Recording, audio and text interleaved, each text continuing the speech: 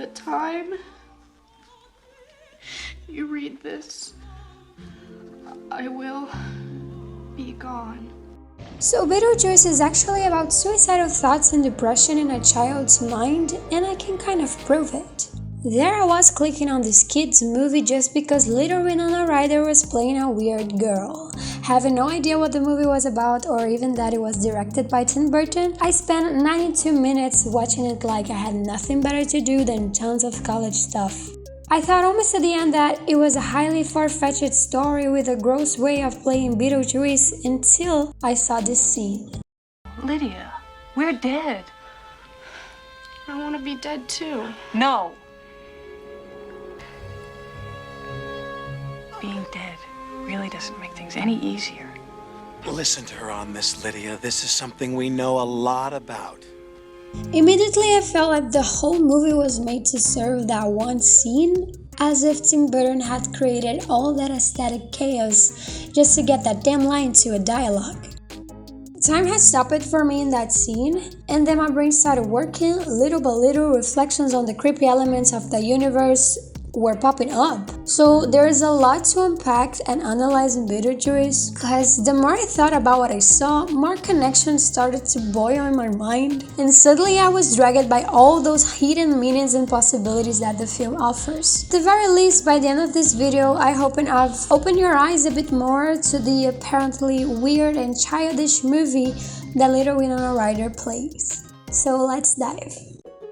You probably think the main characters of the film are the Maitlands, because from the beginning we can see their lives and their agony when the Deetzs move in, but I'm here to tell you to look again and closer. The character with most development and who connects everything until the end is Lydia. She can see the ghost, so she's like a bridge between the dead and the living. She's a child and it's a children's movie. And the more I tell you about how the story goes, the more you'll see how Lydia is the main character and the couple is purely her imagination. God, how can you stand that woman? You see, the Deetzs moved into this haunted house. Call back to Freud's dream theory, where everything you dream about is part of you, so a house usually symbolizes the person who dreams. Assuming this, we can look at each room of the house as a part of that person's personality. The basement, for example, will be where the repressed, unnecessary, or the scary things are, since it's the most hidden room in a house. It also could be represented the unconscious, where all of those things go. And do you know who is definitely a figure of that place? Ghosts. For they are things we cannot see and forces that belong to the past. Ghosts in real life are our memories or things that never came to life. A relationship without closure is a perfect example of a real-life ghost. You see how convenient it is for Barbara to want a daughter and then Lydia shows up? It's because we are seeing this story from the perspective of the ghosts, as if they were the protagonists. But I'm telling you, look again. Lydia hates her parents. They bother her and she's a very depressive child, totally misunderstood and with a devastating feeling of loneliness. When she finds out about the dead couple and notes that she's the only one with the basement key, it looks like she has found friends, people she cares about. But they are adults. A healthy couple with loving attitudes towards her, kind of what parents should be, right? Maybe the Maitlands are ghosts, or maybe the Maitlands are Lydia's inner ideas of parenthood, a source of comfort and understanding in her own mind. So the driving force of the story is that the Maitlands want to kick the Deetzs out of their home, but if the house is Lydia herself and the original owners are her ideal parents, there is no room for both. Who will survive, the real parents or the virtual ones? No, really, they said they might come back and we could all live here if you agreed not to tease them or make them do stupid tricks.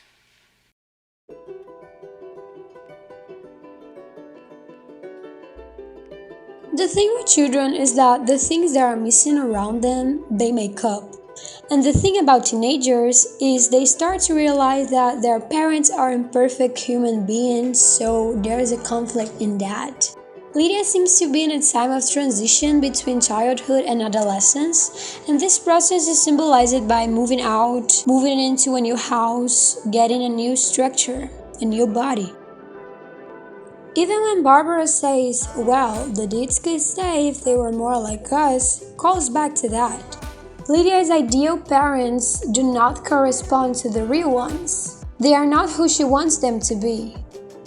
And what does Beetlejuice have to do with all of this? For me, he's the archetype of Bluebeard that Clarissa Pinkola Estes writes in her book Women Who Run with the Wolves. She talks about a natural destructive force of the psyche which is very threatening and hidden deep in our unconscious. She says that the more a woman represses her feelings and impulses, more strong the figure of the Bluebeard can become, appearing much more often in dreams or even in real life. The figure of a predator, usually a man who scares her, follows her, is abusive or even violent. This destructive impulse of the psyche is not Bluebeard, but in Bluebeard's tale we have a clear representation of that internal conflict everyone goes through. But as women in a patriarchal society, the figure of a man plays this role very well. Pay attention where Beetlejuice lies. In the cemetery of the Maitlands. That means he's more dead than the actual dead. He's buried. He won't come after you unless you push some boundaries. To kick the Deetzs out of their property, the Maitlands are willing to take that risk, and following our train of thought, this means that clinging to the ideal world takes a great amount of psychological energy to deny its reality. It's destructive in so many ways, and if you're mad at someone, it gets even worse. Because your mind and emotions are everywhere until you no longer hear the voice of reason, if you suppress your feelings or find no joy around you, the deeper you are digging your grave. And that's what the Maitlands literally do. The thing about Lydia's journey is that her ideal parents aren't the issue, they are actually her solution. But clinging to them and denying reality is doom. We're talking about the hero's journey here. It's a story about growth. How do you separate yourself from who your parents are and what they project onto you? Let's look at the Deetzs for a moment to give the previous owners some reason. They invaded our space, changing that furniture, and they see the house as a shallow thing, wondering how much money they can make on top of it. Transposing that to Lydia's character, they're having these selfish attitudes towards her. So she's right to seek comfort in a place of her mind. And the Maitlands even say, we put it so much of our care in this house. And Beetlejuice is not only a bad thing as well, it represents a strong force that can be creative and spontaneous as long as it is not repressed. In Lydia's case, she was feeling dead inside and only wears black clothes, so not much color in it. But we can see that she has also an artistic vein, expressed in her photography and her writing. And that's how she sees the ghost in the first place, by taking photos. Interesting to think about, right?